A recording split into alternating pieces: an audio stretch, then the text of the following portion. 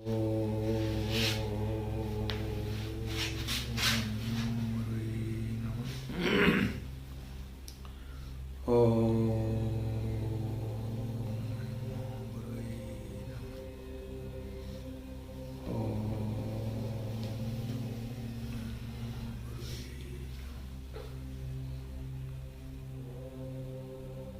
भगवान के मानस पुत्रों के उत्पत्ति के बाद सप्त ऋषियों की उत्पत्ति हुई। सप्त ऋषि में कश्यप ऋषि की दो पत्नियां बताई जाती हैं शास्त्रों में, द्वितीय और अद्वितीय। द्वितीय से दानव की उत्पत्ति हुई है और अद्वितीय से देवताओं की। देवताओं के राजा इंद्र हैं और गुरु बृहस्पति, और दानवों के गुरु शुक्राचार्य हैं। जब दानव और देव उत्पन्न हुए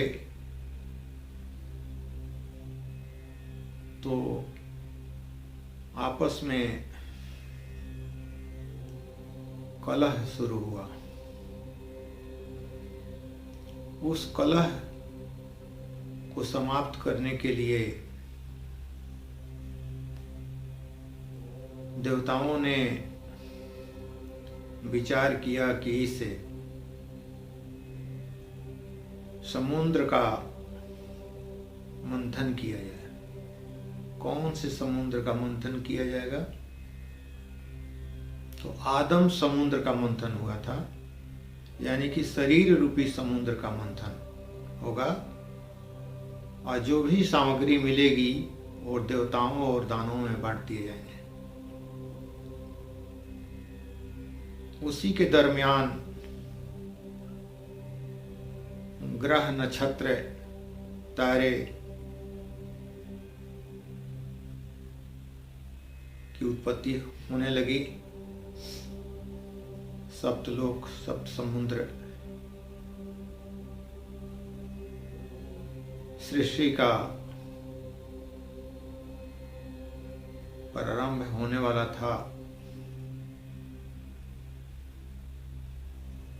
कश्यप ऋषि के एक पुत्र सूर्य हैं, द्वितीय चंद्र हैं, मंगल, बुध और शनि।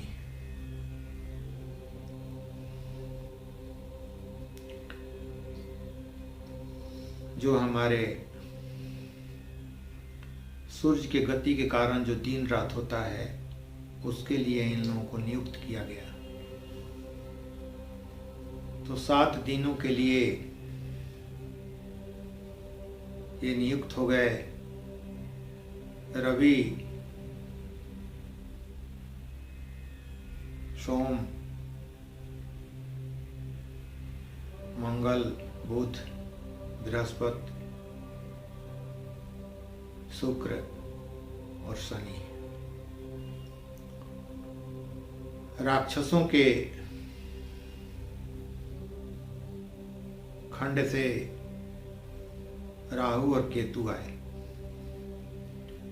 और ये 9 ग्रह बने जो सृष्टि पर नजर रखने, सृष्टि को कैसे संचालित करना है,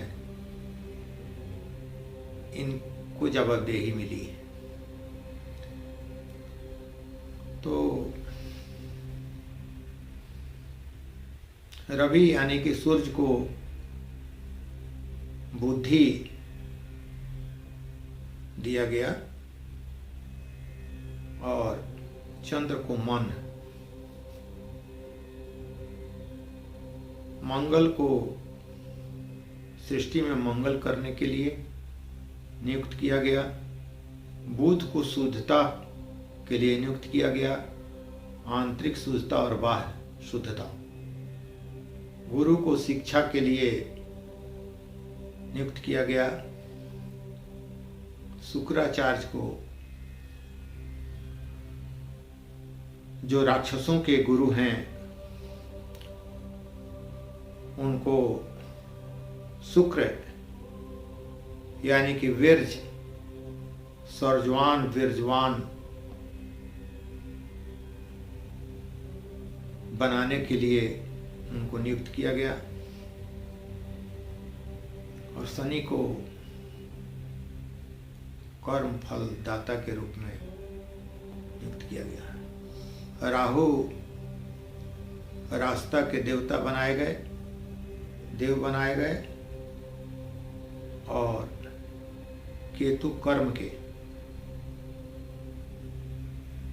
इनको भी देव ही कहा जाता है, इसलिए ये राक्षस तो हैं लेकिन समुद्र मंथन के दरमियान ये अमृत का पान कर लिए थे, जो बाद में बताया जाएगा कि वो क्या होती है।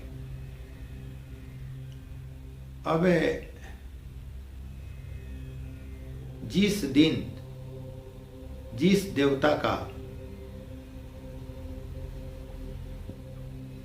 नाम है उन्हीं के अधीन ये सृष्टि 24 घंटे संचालित होती है। रविवार को सूर्य के अधीन 24 घंटा रहता है सृष्टि, सोम यानी कि चंद्र के अधीन 24 घंटा सोमवार को, मंगल के अधीन 24 घंटा बुध के अधीन, बृहस्पति के अधीन, शुक्र के अधीन और शनि के अधीन। ये 24-24 घंटे ये लोग नेतृत्व करते हैं। इस सृष्टि पर नजर रखने के लिए इनको परमात्मा ने नियुक्त किया है। इनसे भयभीत होने की आवश्यकता नहीं, क्योंकि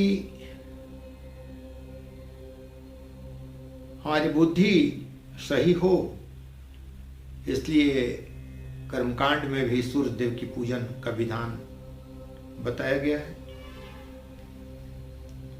चंद्र के पूजन का भी विधान है, पृथ्वी के भी पूजन का विधान है। पृथ्वी के पुत्र कहे जाते हैं मंगल।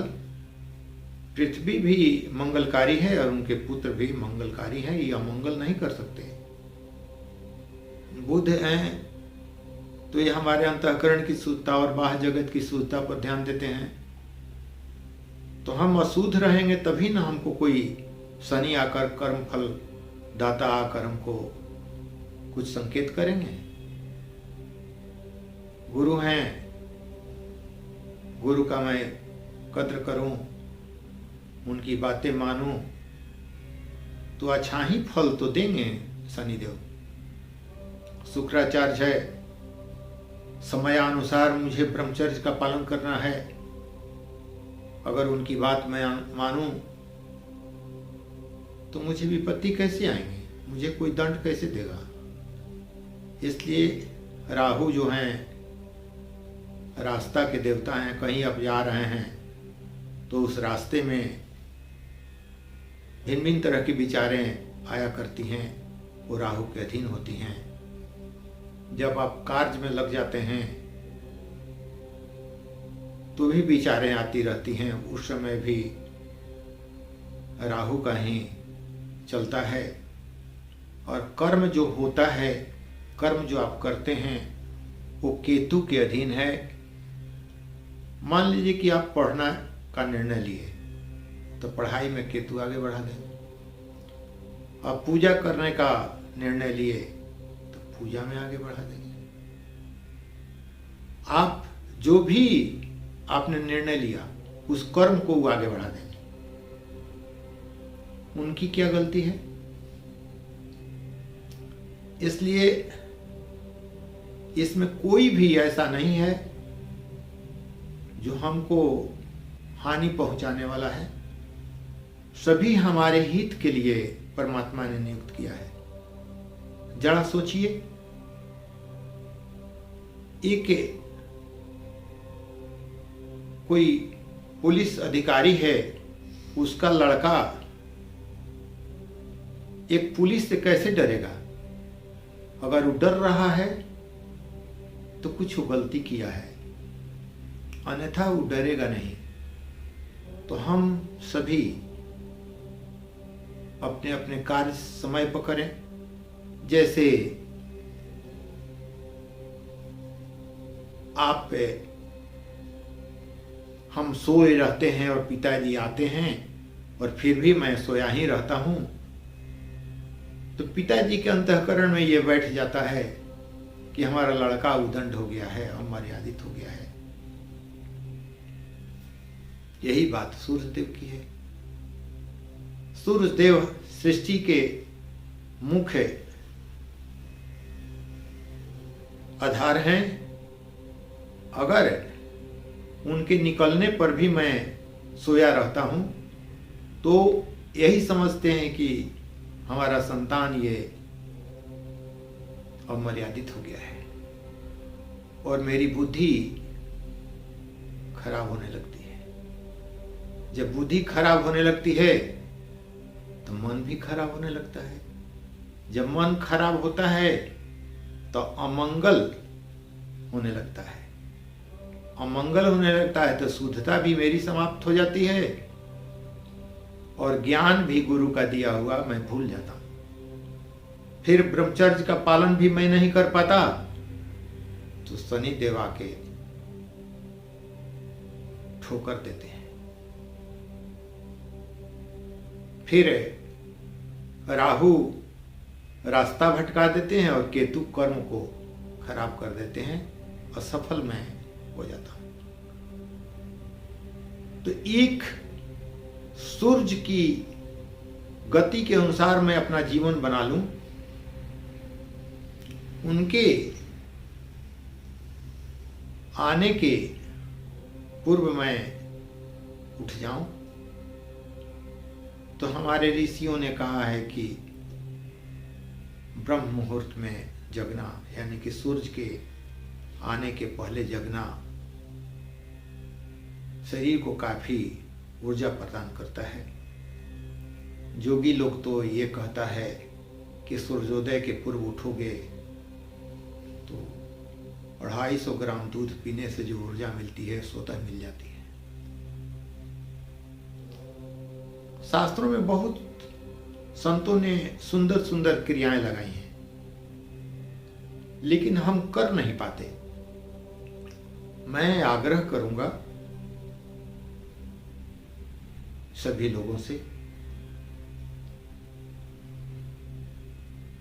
कि आत्मा, इसको समझें, आत्मा सबसे मजबूत होती है जो आपके अंतःकरण में निवास करती है, फिर बुद्धि, फिर मन और फिर कर्मेंद्रिय ज्ञानेंद्रिय, उसके बाद शरीर। तो जो मजबूत है उससे कमजोर को वश में किया जा सकता है। इसलिए संत लोग आत्मीय उत्थान की बातें करते हैं, आत्म साक्षात्कार की बातें करते हैं। आत्म साक्षात्कार, आत्मीय उत्थान अगर हो जाता है तो उससे बुद्धि नियंत्रित हो जाती है और बुद्धि के नियंत्रण से मन नियंत्रित हो जाता है और मन के नियंत्रण से कर्मेंद्रीय ज्ञानेंद्रीय नियंत्रित हो जाते हैं और फिर मेरे सारे कार्य सही ढंग से चलने लगते हैं। इसलिए मैं चाहता हूं कि ये हमारे हित के लिए हैं, हमारे सहयोगी हैं, इनको किसी तरह का इनसे भय मुझे नहीं है। सुबह में जो दिन हो उस दिन के देवता को प्रणाम कर लें, जैसे मातृदेवो भव, पितृदेवो भव, गुरुदेवो भव कहते हैं, उसी तरह है सभी ग्रहों को प्रातः नमन कर लेने से क्या मुझे दिक्कत हो सकती है। इसलिए सुबह उठते ही सभी लोगों को नमन कर लिया जाए। कर्मकांड की पूजन में भी ग्रह की पूजन होती है, ज्योतिष में भी इन ग्रहों की पूजन की जाती है, और तंत्र में भी यंत्र बनाकर नवग्रह की पूजन की जाती है। योग में योगी लोग शरीर के 9 छिद्र को ही नवग्रह समझते हैं। 2 आंख, 2 कान, 2 नाक, मुंह और मल मूत्र के रास्ता, इन 9 को ही वो बस में करते हैं। उन्हीं को बुद्धि से, विवेक से नियंत्रित करते हैं, अपने अनुकूल बनाते हैं। जरा सोचिए, किसी को आप उटपुटांग बातें बोल दें, कोई आपको आकर पीट दे, तो तीसरा अवश्य कहेगा कि आपका ग्रह ठीक नहीं था, यानी कि जिह्वा गलती की और मेरा ग्रह खराब हो गया। इन 9 छिद्रों में कोई भी अगर गलत किया तो बदनामी, परेशानी आ जाएगी। आपकी आंखें गलती की, कुछ उल्टा सीधा देखी, अपना पराया को देखा, परेशानी, बदनामी आपके माथे पर। आपके कान निंदा सुने तो भी आपको परेशानी। ये सारे अंग हमारे शरीर में 24 घंटा रहते हैं, तो 24 घंटा मैं ग्रहों के अधीन ही रहता हूं। उन ग्रहों को कैसे इस्तेमाल करना है यह हमको सीखना होगा। इसलिए संत अधिकतर ध्यान में जाया करते हैं कि इन 9 को आसानी से इनका समन किया जा सके।